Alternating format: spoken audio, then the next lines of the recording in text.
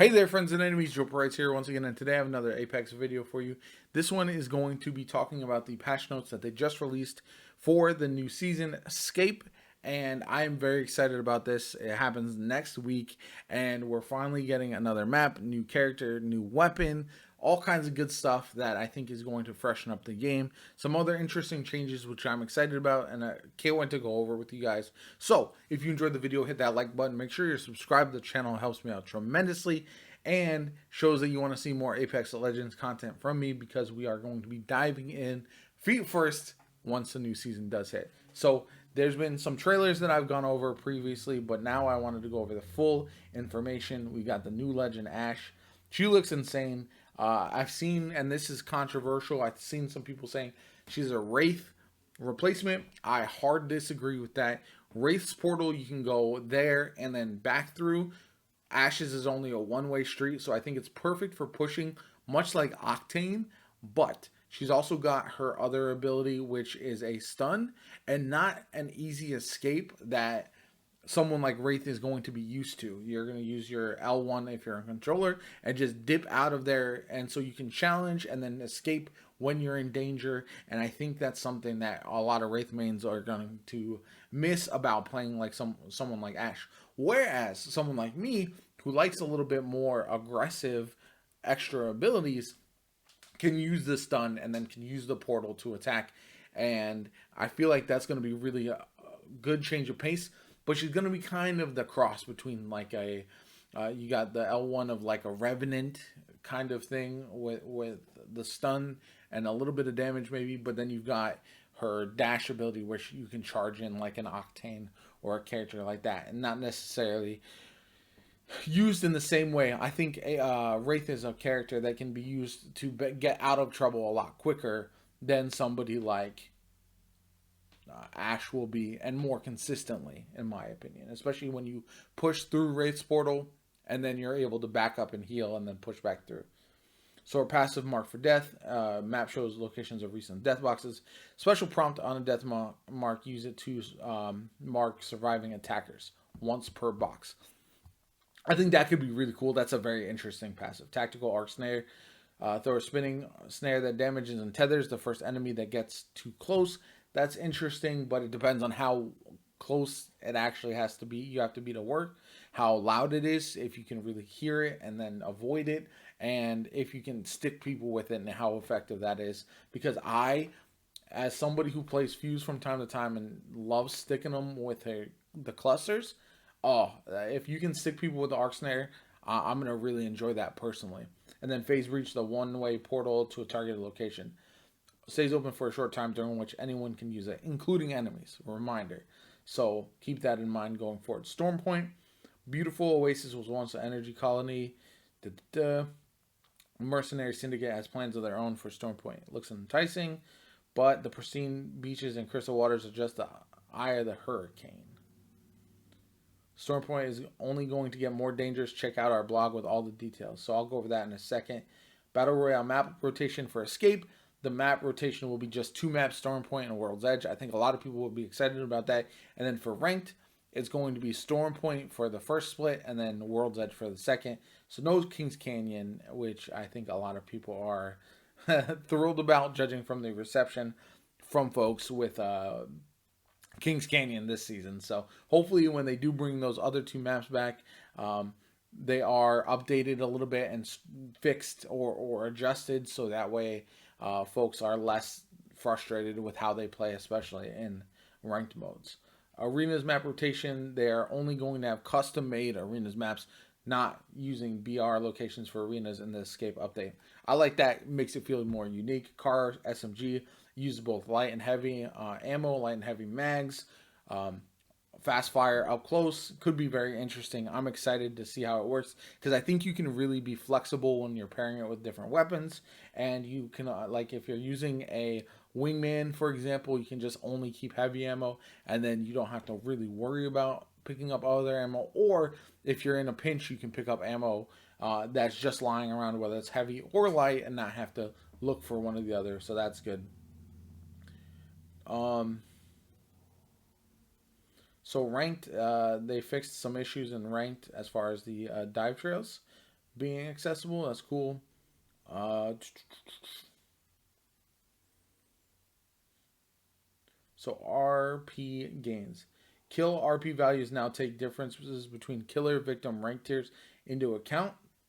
So if you're a higher tier, you're going to get less points. If you're a lower tier and you're killing a higher tier, you're going to get more points. Placement is still paramount, and you must still place first to have a chance at max total RP. To explain on the first point, tier differences between the killer and the victim will be taken into account when calculating baseline kill point values. For example, if a plat player kills a diamond player, that kill counts as 12 instead of 10 RP. So that's very, very interesting. I think that's a change that I think a lot of people have been looking for, as far as making sure players at lower rank are rewarded for killing players at higher ranks. Victims do not lose more or less points when killed.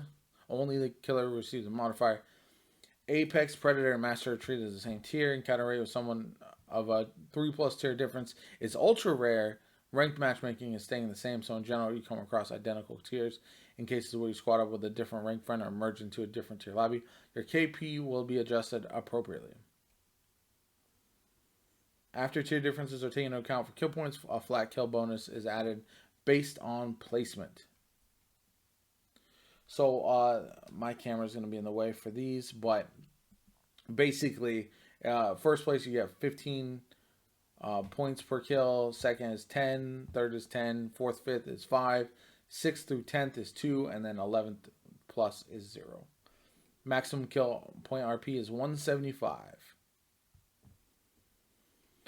So that's interesting. It shows a little bit here of what that looks like. So they're curious to see how those changes take place.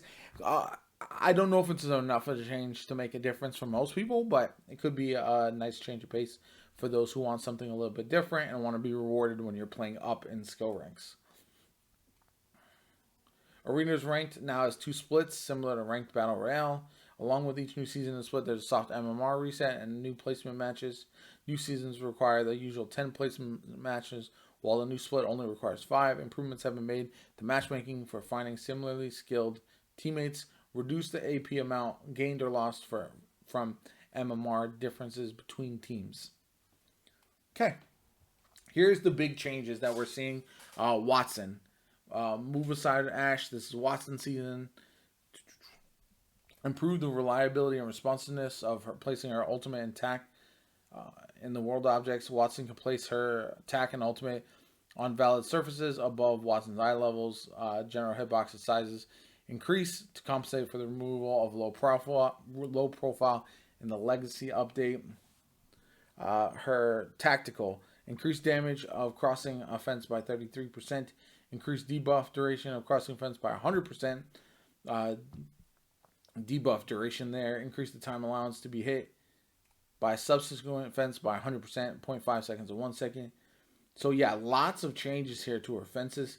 Her ultimate pylon output has been significantly reworked. Reduced number of active pylons Wattson can place from 3 to 1. The pylon now lasts forever instead of timing out. Pylon now has a pool of 250 shields that can be distributed to nearby players instead of effectively infinite shields. Increase the pylon shield recharge rate by 150% and smooth regen rate from 2 per second to 5 per second, or more accurately, 1 every 0.5 seconds or to 1 every 0.2 seconds. When a pylon is out of shields, it no longer charges player shields, but it can still zap incoming ordnance. Taking damage while regenerating shields via the pylon delays continued regeneration by 1 second. Ping a friendly pylon will now display the percentage of shields remaining. Pylon ordnance zapping has been moderately reworked. Ordnance is now zapped when the pylon detects that it would hit any surface within range or end line of sight of the pylon instead of being zapped as it comes within range. As part of the changes, current issues where the pylon doesn't reliably zap ordnance should be addressed. Interesting. I think those are big changes, and changes Washington maidens have been looking forward to for a long time. Supply drop rotation. Triple take is on the floor loop. Taking displaces a G7 Scout with the double tap. So triple take now consumes energy ammo and is an energy consuming marksman rifle. Dual shell for the Mastiff and 3030. Each round loaded in the Mastiff and 3030 is doubled. Fully kitted, added Massive 3030, 301, c.a.r, and Longbow. Removed Peacekeeper, Rampage, Re-45, Flatline, and Charge Rifle. EVA 8, reduced fire rate. Peacekeeper, slightly increased pellet size. Choke up time reduced from 1.5 to 1.25. Choke up shots remain tight for slightly longer when exiting ADS. So a little bit of a buff for that. Damage reduced on the longbow from 60 to 55. L-Star reduced barrel effectiveness. Significantly reduced projectile collision size, and damage reduced 18 to 17 because it was too strong. Scout damage increased from 34 to 36, and as it's been added to the supply drop. Early game crate weapon increase from 25 to 50. Mid game crate weapon rate increase from 50 to 75. Late game crate weapon rate increase from 75 to 100. Pushing a supply drop in the end game and whiffing on a weapon feels pretty rough, and they want to improve the reliability. Don't worry, we're adjusting Kraber spawn rates accordingly to keep them online, so you can't just one bop with Krabers all day long. That makes a lot of sense. Increase the amount of gold loot that spawns in hot zones. Good. I want them to be hot. Like, if you're gonna drop into a hot zone with 5 other teams, I want there to be like 4 or 5 gold items. Like, let's make it so you want to land there, and that makes it so that there's not just one hot landing zone per map, and now we have a series of places where it's hot and you'll get good loot reliably. I think that's awesome. Crafting, increased ammo while crafting. Evil armor points from crafting increased as well. Increased prowler health as enemy NPC. Prowlers on World's Edge and flyers on King's Canyon now reward evil points. All damage done to AI now rewards progress to your evil armor. That's cool. I like that. Supply drop will now land outside the first ring if possible and land 10 seconds earlier in arenas. Purple weapons now spawn. This is arenas. Purple weapons now spawn more in earlier rounds. Supply drop no longer spawns blue havoc or devotion or gold Re-45. Updated a bunch of the prices, quality of life, and bug fixes. Just some standard things that I think needed to be changed quite a bit, actually. Some fixes to Rampart and Wattson, Pathfinder Fuse, c.a.r, and Octane.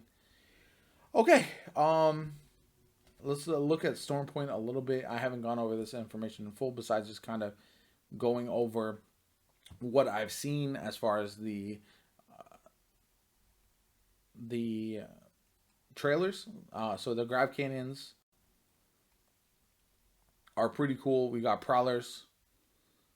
Aggressive and hunting packs found patrolling prowler dens across Stormpoint. They'll warn you that you're getting too close and aren't too friendly to uninvited guests. So if you keep your distance, you should be fine. If you choose to engage, more will emerge to defend their territory. So you can choose to push them. Spiders. Prowlers aren't the only things living on Stormpoint. Spider eggs are scattered across the map. Causing damage to these eggs will disturb the spiders inside, hatching a swarm of critters that will happily have you for lunch. Okay, so I like these because they're not just auto-attacking you. You don't just land on them and then you're in danger. You'll have to actually trigger those as little events. And I'm kind of digging that. And I know they announced that it would be smart loot, so you'll get loot that is in line with whatever weapons and armor and whatever you already have on your character.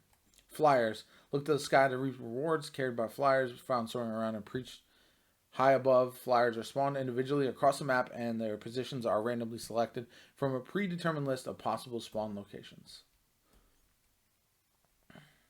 So this looks interesting. Wildlife nests. You see hover vehicles, respawn beakers, and hot zones. Gotcha. So there'll be red markers on the map. That's cool. Once it's cleared, it's removed from the map, and your squad can reap the rewards. Smart loot on drops on death. Prowlers and spiders have a chance to drop attachments to and ammo for your squad based on your weapon loadouts, in addition to a few consumables and other goodies. Small percentage of evil points like we talked about, and crafting materials. Clear a nest rewards a lump of crafting materials, which are divided evenly among squad members. I like it. Okay, so here's some of the points of interest. This is barometer. Okay, that looks familiar, like a place we've seen before. This is command center. Again, some of these locations don't look wildly different from some of the things we've seen on other maps. Although here we go to our antenna, which looks really cool. I like that quite a bit. Checkpoint, that's another good one. I like having the elevated fighting locations, so that's cool. Lightning Rod. Crucial Stronghold, if the ring ends there, that's cool. I like that location quite a bit. Stormcatcher looks dope. Like, this is my favorite one so far. North Pad, that looks very flat too. That could be a tough place to fight multiple teams for sure. The Mill, I like that. I wonder if those will turn up top. These look like Star Wars villages. Shipfall. Remnants of the original survivors of Stone Point. That's cool. Sea Note Cave. The Wall, High Point. So we got a bunch of different maps and their information. Overall, I like the way the map looks quite a bit. I'm excited to dive in there, mess around, experience it for myself. I'm going to be going after those PvE enemies, seeing how tough they are and how good the loot is for dropping there. I'm going to land hot zones and all that kind of good stuff. So I'm excited about the next season. I hope you guys are too. If you enjoy the video, like, comment, subscribe. My name is JoPaWrites. I hope you enjoyed. I'll catch you all later.